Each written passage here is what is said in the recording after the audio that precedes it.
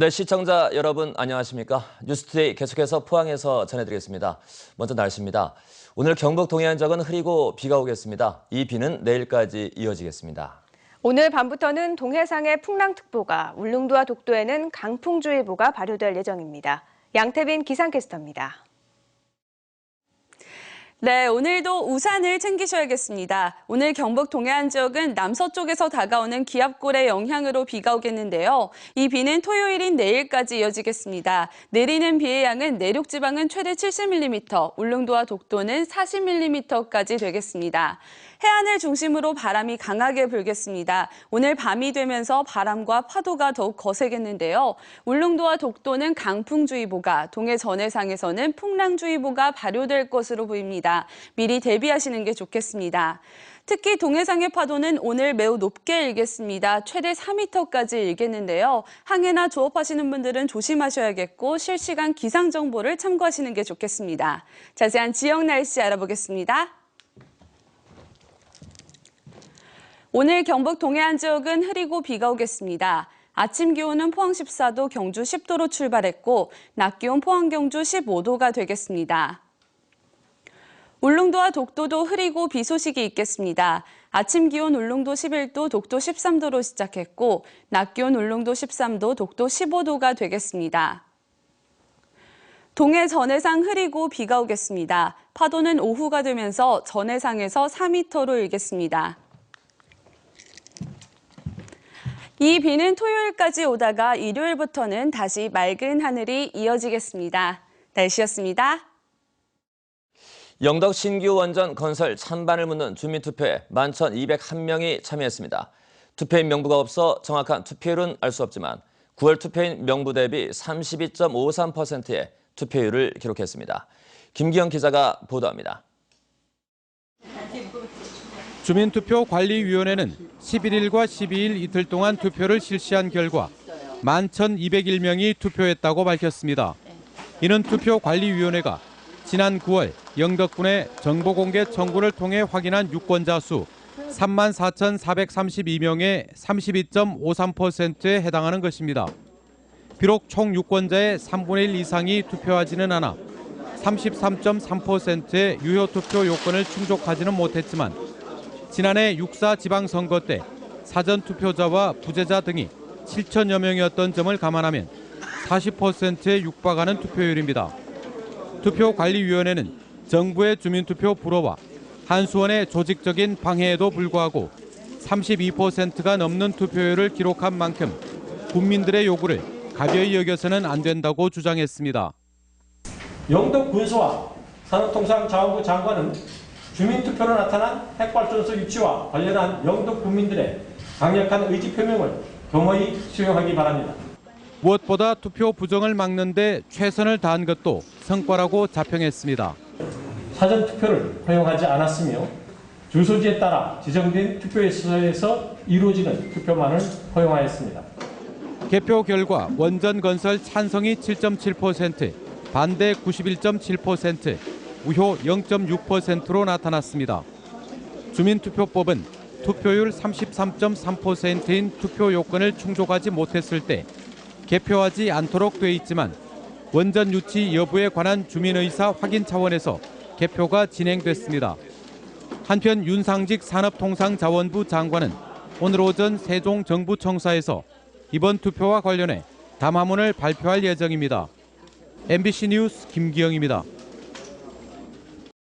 대구 경북 지역의 주택 매매 가격 상승세가 꺾였습니다. 한국감정원에 따르면 지난주 대구의 주택 매매 가격은 전주보다 0.14% 올라 전국 7번째로 상승률이 높았는데 지난달 대구가 전국 최고 상승률을 기록한 점을 볼 때 상승세가 꺾였습니다. 또 지난주 경북의 주택 매매 가격은 전주보다 0.01% 떨어진 것으로 조사됐습니다. 한국감정원은 최근 주택 공급 과잉 우려로 매수자들이 관망세로 돌아섰기 때문으로 분석했습니다. 지난달 대구 경북의 실업률이 떨어졌습니다. 동북지방통계청에 따르면 지난달 경북의 실업률은 2.4%로 전달보다 0.3%포인트 하락했으며 대구의 실업률은 3%로 전달보다 0.4%포인트 하락해 최근 1년 새 최저치를 나타냈습니다.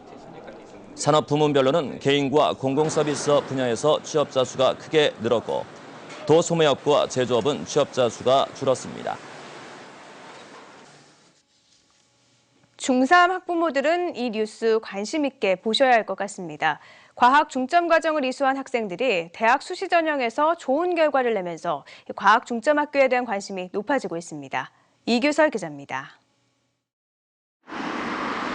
과학 중점 과정을 운영하고 있는 포항의 한 고등학교입니다. 음극선을 확인하는 실험이 한창입니다. 과학 중점 과정은 과학 고등학교처럼 실험 실습 위주의 수업이 많아 학생들이 좋아합니다. 다양한 과학 실험을 할 수 있고 또 학교에 다양한 과학 동아리가 있어서 자신의 적성에 맞는 동아리 활동을 할 수 있어서 정말 재미있고 좋은 것 같습니다.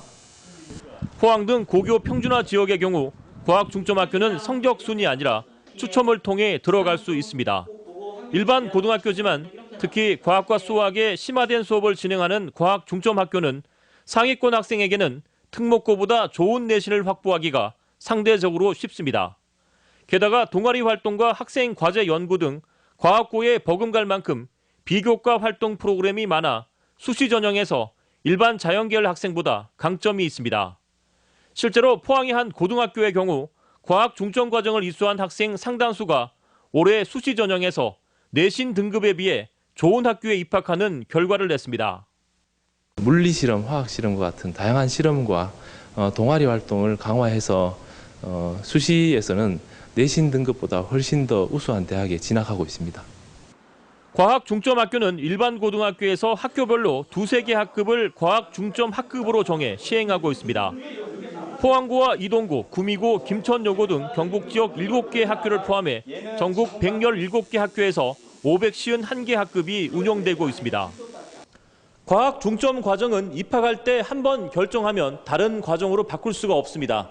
그래서 내가 과학이나 수학을 잘 할 수 있는지 또 흥미가 있는지 신중하게 판단하고 결정해야 합니다. MBC 뉴스 이규설입니다. 리스트, 포항산업과학연구원이 티타늄과 세라믹 등 첨단 소재를 가공하는 핵심 원천 기술을 개발했습니다. 리스트가 개발한 기술은 코팅 과정에서 수 마이크로미터 두께로 고성능 물질의 입사각을 조절해 소재의 물리적, 기계적 특성을 향상시키는 빛각 증착 코팅 기술입니다. 리스트는 빛각과 기판 전압을 이용해 만든 코팅층은 일반 공정으로 만든 코팅층보다 물리적 특성이 우수하며 소재 강도도 최대 20% 이상 높아진다고 설명했습니다. 경북도청이 내년 2월 중순에 안동 예천에 조성된 신도시로 이전합니다. 경상북도는 내년 설이 지난 다음인 2월 10일부터 하루에 5톤 트럭 10에서 20대씩 열흘 동안 전체 실국의 이삿짐 152대 분량을 옮기는데 이사 비용은 3억 5천만 원입니다. 신청사로 가지 않고 동해안으로 옮기는 동해안발전본부는 현재 위치 등을 검토하고 있어 이전에는 상당한 시간이 걸릴 것으로 보입니다. 대구와 경북에서는 어떤 질병 때문에 입원 치료를 가장 많이 받을까요? 백내장을 비롯한 수정체 질환이 사실상 가장 많다고 하는데요. 사회 변화와 함께 생활상도 바뀌고 있기 때문이라고 합니다. 김철우 기자가 설명해 드리겠습니다. 종합병원 안과. 병원을 찾은 이유는 각자 달라도 나이 든 환자 대부분은 백내장 증상을 가지고 있습니다. 안개 낀 것처럼 흐리게 보이거나 물체가 겹쳐 보인다면 백내장을 의심해 봐야 하는데요. 백내장은 노화 현상이기 때문에 주로 노인 환자가 많지만 최근에는 젊은 층에서도 자주 발병한다고 합니다. 최근에는 이제 젊은 분들한테도 이렇게 백내장이 좀 온다는 보고가 많이 되어 있는데 그 이유는 아마 야외 활동에 많이 되어 있고 그리고 아마 스마트폰도 어느 정도 하지 않겠습니까? 이렇게 약간 자외선적으로 청색광이 이렇게 눈에 자극을 많이 준다고 하거든요. 전국 평균으로는 출산 관련 입원이 가장 많고 대구 경북은 폐렴이 가장 많습니다.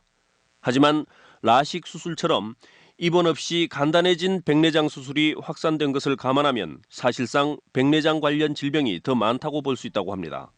그래서 원인을 보면은 식생활이나 생활 습관의 변화, 그다음에 노인 인구 증가가 주 원인이 되었다고 보여집니다. 백내장은 노화 현상이기 때문에 막을 수는 없지만 늦출 수는 있습니다. 실내에서 선글라스를 끼는 것이 가장 중요하고 항산화 성분이 많은 음식을 먹거나 적절한 운동을 하면서 정기 검진을 통해 관리하라고 전문가들은 조언하고 있습니다. MBC 뉴스 김철우입니다. 경주시는 내년 2월 준공 예정인 가칭 황룡사 연구센터의 정식 명칭을 전국 공모를 통해 황룡사 역사문화관으로 확정했습니다. 당선작인 황룡사 역사문화관은 황룡사 복원의 비전을 제시하고 역사와 문화를 누구나 쉽게 체험할 수 있다는 의미를 담고 있습니다. 한편 황룡사 역사문화관은 지상 2층, 연면적 2,800여 제곱미터 규모로 황룡사 10분의 1 규모의 목탑을 안치하는 등 다양한 전시 체험 공간을 갖출 예정입니다. 실크로드 경주가 2015 소비자의 선택 대상을 수상했습니다. 경주 엑스포에 따르면 실크로드 경주 2015는 전통문화와 ICT 첨단 기술의 접목, 한국 문화와 세계 문화의 융합, 풍성한 창작 콘텐츠, 다양한 한류 콘텐츠들을 선보인 점 등에서 높은 점수를 받았습니다. 이번 2015 소비자의 선택은 국내 최고의 소비자 조사 기관인 한국리서치에서 항목별 소비자의 직접 평가를 바탕으로 선정했습니다. 지난해 교도소에서 형을 살고 나온 사람은 5만 4천여 명. 이 가운데 5명의 1명꼴로 3년 안에 다시 범죄를 저지른다고 합니다. 사회의 싸늘한 시선에 정착할 가정이나 일자리를 구하지 못해 범죄 유혹에 빠지는 경우가 적지 않은데요. 이런 문제를 어떻게 풀어야 할지 윤영균 기자가 취재했습니다. 지난 2013년 훔친 스마트폰을 중국에 팔다가 경찰에 적발된 김모 씨는 징역 1년을 선고받았습니다. 부모의 결혼 반대로 동거하던 여성과 두 돌 아들까지 두고 교도소에 갔지만 출소 이후가 더 문제였습니다. 감옥 가기 전에 운영하던 식당은 이미 없어졌고 세 가족이 살 곳도 마땅치 않았습니다.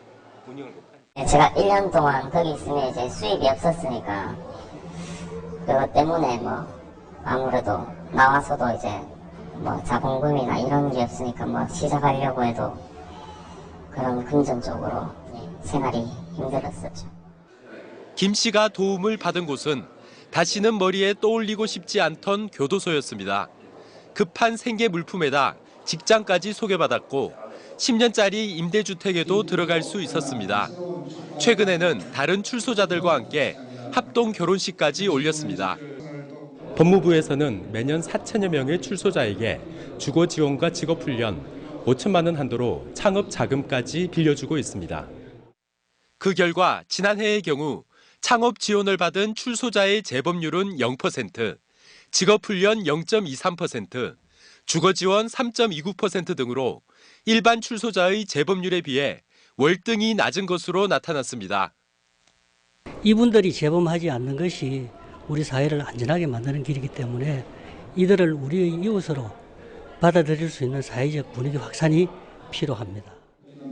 출소자 지원은 인권이나 복지 차원뿐만 아니라 좀 더 안전한 나라를 만들기 위해 지출하는 사회적 비용이라는 시각이 설득력을 얻고 있습니다. MBC 뉴스 윤영균입니다. 경주시의회는 어제부터 5일간의 일정으로 제208회 임시회를 개회했습니다. 이번 임시회에서는 일반 안건으로 양남 실내 생활체육시설과 불국사 숙박단지 내 실내 스포츠시설, 신라 해양역사문화관, 악기박물관 건립 등의 안건이 심의됩니다. 또 경주시 종합사회복지관 설치 운영 개정안과 주민자치센터 설치 운영 조례 일부 개정안, 전통시장 및 상점과 육성 조례 일부 개정안 등 26개 조례 개정안을 처리할 예정입니다. 올해 3분기 지역 경제 상황이 지난해보다 다소 나빠진 것으로 조사됐습니다. 동북지방통계청에 따르면 대구의 3분기 광공업 생산은 지난해 같은 분기보다 3.2% 줄었고 경북도 지난해보다 2.6% 줄었습니다. 소비도 부진한 것으로 나타나 대구의 3분기 대형 소매점 판매액은 지난해 같은 분기보다 1.5% 줄었고 경북은 지난해보다 0.9% 늘었지만 판매 지수가 99.8에 머물러 2010년 기준 지수인 100을 밑돌았습니다. 경북 지역 현행 선거구 가운데 영주와 상주시의 단독 선거구가 사라지고 인근 선거구와 합쳐진다는 안이 거론되고 있는데요. 영주에 이어 상주 지역도 반발 움직임이 나타나고 있습니다. 정동원 기자가 보도합니다. 인구 하한선을 밑도는 상주시 선거구를 군위의성 청송 선거구와 합치는 안에 대해 출마 예정인 성윤환 전 국회의원이 포함된 상주 지역 일부 단체가 상주 선거구 살리기 시민 모임을 만들고 적극적인 반대에 나섰습니다. 상주가 군위 청송과는 아무런 유대 관계가 없다는 겁니다.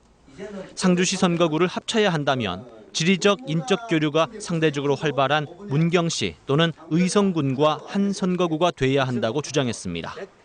청도하고 영천이 합쳐지면 14만에 불과합니다. 상주, 의성 합치면 16만 가깝습니다. 그런데 여기에다가 군위 청송을 붙이겠다고 합니다. 형평에 어긋나는 거죠. 단순 선거구 조정 차원의 반발이 아니라 상주 출신 국회의원이 사라질지 모른다는 위기감이 자리 잡고 있습니다. 전통적으로 군위의성 청송 선거구는 단수의 유력 후보가 출마하는 반면 상주시 선거구는 후보는 많은데 절대적인 우위를 보이는 후보 없이 상주 표심을 분할하는 형국이기 때문에 두 선거구를 합칠 경우 상주 출신 후보가 당선될 확률이 낮다는 계산입니다.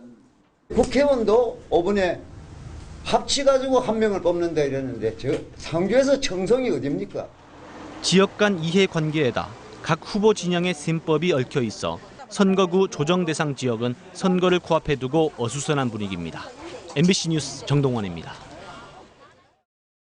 서상기, 윤재옥, 이철우, 박명재 의원 등 새누리당 대구 경북 지역 예산결산 특별위원 4명은 새정치민주연합이 대구 경북 SOC 예산을 무차별적으로 삭감하기 위해 정치 공세를 퍼붓고 있는데 이는 지역 감정을 불러일으켜 내년 총선에서 이익을 보려는 정치 공세라고 비난했습니다. 이들은 대구 경북의 SOC 사업이 시급하다는 것은 국토부나 기재부 등 정부 부처가 인정했는데도 새정치민주연합이 얄팍한 술수를 부린다며 구태 정치를 중단하라고 촉구했습니다. 경북 지역 지방세 체납액의 3분의 1은 자동차세로 나타났습니다. 지난 9월 말 현재 도내 23개 시군의 체납 자동차세는 331억 원으로 전체 지방세 체납액 1,180억 원의 28%를 차지했습니다. 이 가운데 5회 이상 상습 체납 차량은 3만 3천여 대로 체납액이 234억 원으로 나타났습니다. 경상북도와 시군은 2회 이상 체납 차량은 번호판을 영치하는 등 강력한 징수 활동에 나서고 있습니다. 전국 주요 도매시장의 경매사들은 사과와 배를 평가할 때 경도와 색깔을 가장 중시하는 것으로 나타났습니다. 국립원예특작과학원이 사과, 배 경매사를 대상으로 조사한 결과 내부 품질에서는 경도와 당도, 과즙 등의 순으로 중요도가 높았고 외부 품질에서는 과일의 색깔과 모양을 중요하게 꼽았습니다. 또 경매사들은 사과와 배맛이 출하 지역과 가장 밀접한 관련이 있는 것으로 생각하지만 브랜드와 관련성은 크게 인식하지 않는 것으로 조사됐습니다. 이동필 농림축산식품부 장관이 어제 경북창조혁신센터가 창조마을로 지정한 포항 죽장면 상옥마을과 전통 된장을 생산하는 죽장연을 잇따라 방문했습니다.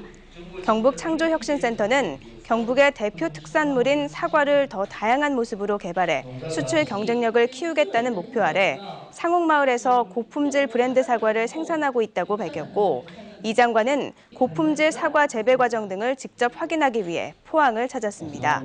특히 상옥 사과의 디자인 개발과 유통은 삼성그룹 자회사인 제일기획에서 맡아 우리나라 각 가정은 물론 세계 각국으로 수출될 예정입니다. 지난 9일부터 사흘 동안 서울시청 광장에서 열린 경북 착한 사과 축제에서 2.5kg짜리 13,000여 상자가 팔려 경북 사과의 우수성을 입증했습니다. 대구 경북 능금조합은 이 같은 판매량은 준비했던 16,000상자의 85% 정도로 평일 낮 시간대 축제를 열어 걱정했지만 경북 사과의 우수성을 아는 소비자들이 축제 기간 내내 몰렸다고 밝혔습니다. 대구 경북 능금조합은 해마다 경북 지역 사과 주산지 15개 시군에서 생산된 사과를 시중가보다 50% 이상 싼 가격에 판매하는 착한 사과 축제를 서울에서 열고 있습니다. 경상북도는 어제부터 전남 목포에서 개최된 제12회 전국 농아인 체육대회에 66명의 임원 선수를 출전시켰습니다. 출전 종목은 축구와 배드민턴, 태권도 등 6개로 선수단은 대회 2연패를 다짐했습니다. 이번 대회에는 전국 17개 시도에서 총 597명의 선수단이 참가해 3일간 열띤 경쟁을 펼칩니다.